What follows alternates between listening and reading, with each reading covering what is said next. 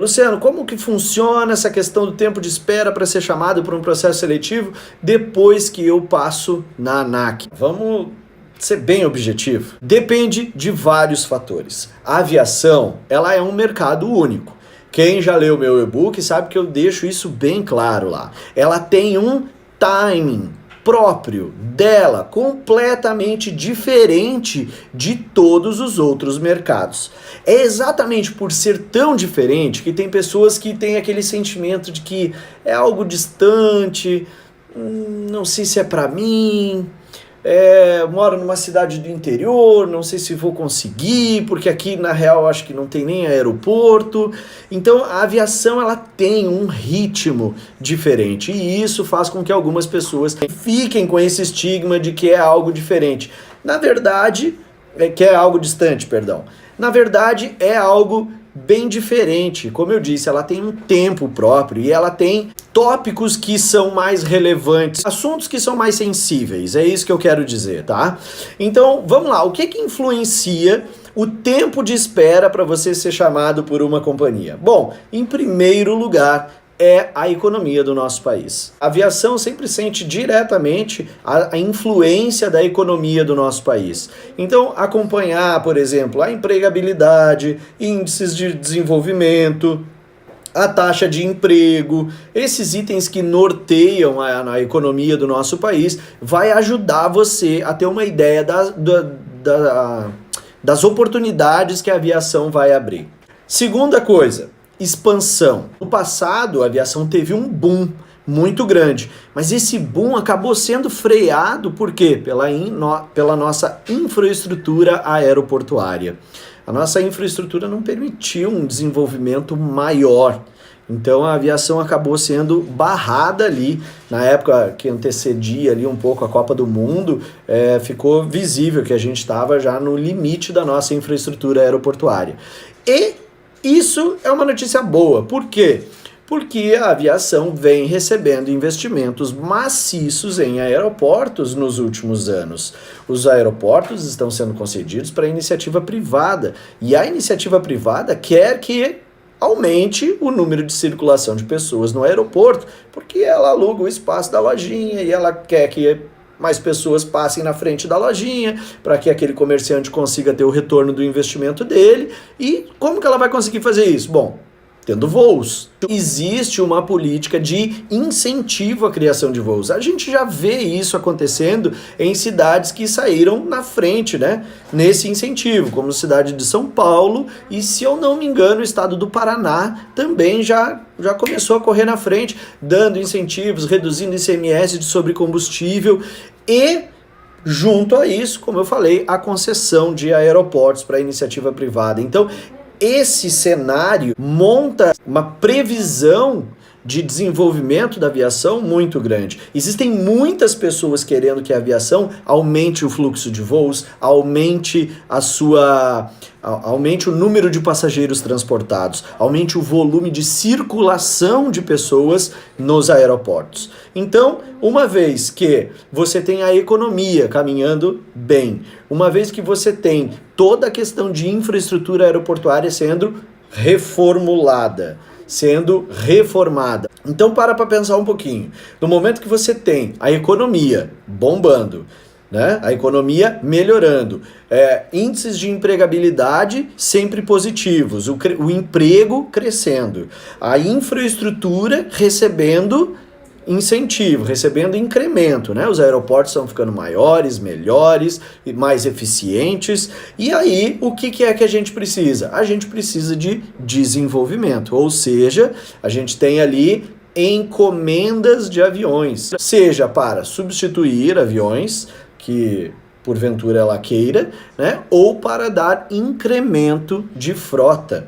Então, por exemplo, quem acompanha a minha história aqui sabe, né, que eu, quando comecei a voar, acabei fazendo um processo seletivo, não passei, aí fui lá na outra companhia, fiz o processo seletivo também, não passei, e aí 5, 6 meses depois, a Varig acabou fechando as portas. E aí eu me vi concorrendo com profissionais maravilhosos, profissionais extremamente bem qualificados, e não é notícia, não é novidade para ninguém eu dizer que eu cheguei, eu bolei um plano, tanto que ele faz parte do plano de voo mentoring. É assim que eu treino vocês hoje lá no meu treinamento, para que vocês sejam excelentes profissionais.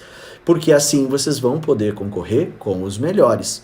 Então agora, percebe uma coisa, essa situação crítica que está acontecendo com a Avianca faz com que esse cenário se repita.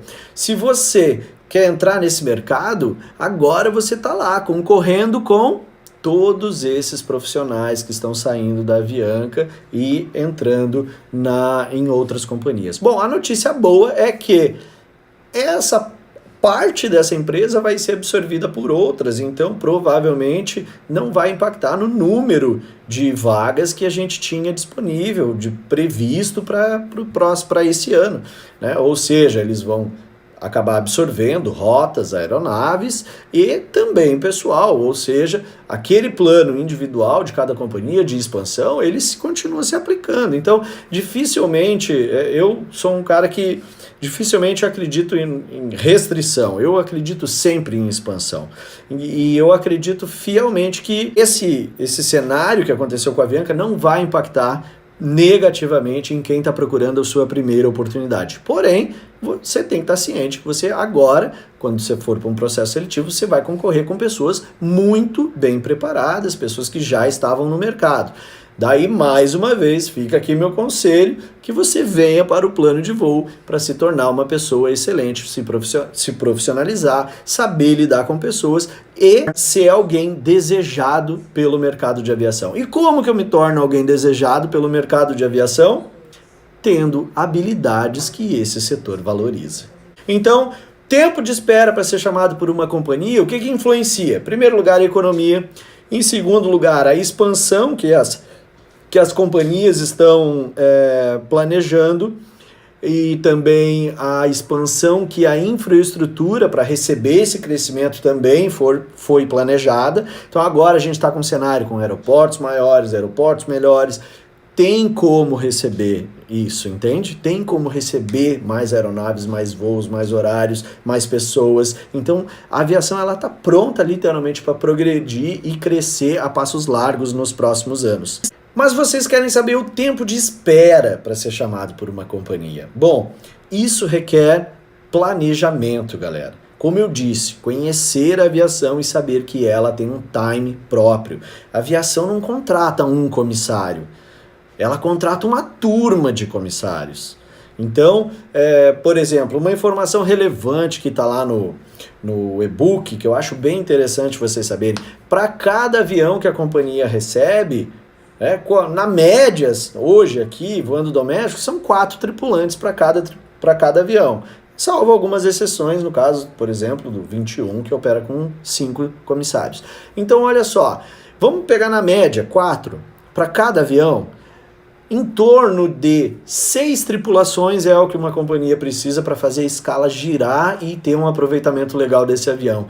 Então, a gente está falando de aproximadamente 24 comissários por aeronave recebida de uma companhia aérea.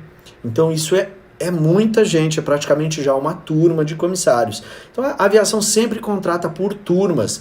E é legal, é interessante conhecer esse processo e entender como ele acontece, porque existe um turnover de saída natural das companhias e vira e mexe, ela vai precisar contratar.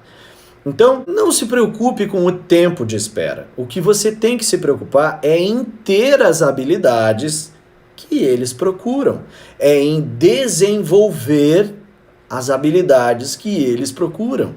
Porque não adianta você terminar o curso hoje e amanhã já ser chamado se você ainda não desenvolveu as habilidades que eles procuram. E quais são as habilidades? Habilidades humanas, habilidades em lidar com pessoas, em gerenciar comportamentos. Como que você consegue fazer isso? Através do autoconhecimento, ou seja, se você consegue reconhecer em você, você provavelmente vai conseguir identificar nas outras pessoas e também saber gerenciar isso. É preciso se conhecer muito bem para conseguir lidar também com situações de pressão, com situações limítrofes, né? Então a gente tem que se conhecer bem, saber até onde a gente consegue ir, com o que a gente consegue lidar, para também saber trabalhar em equipe.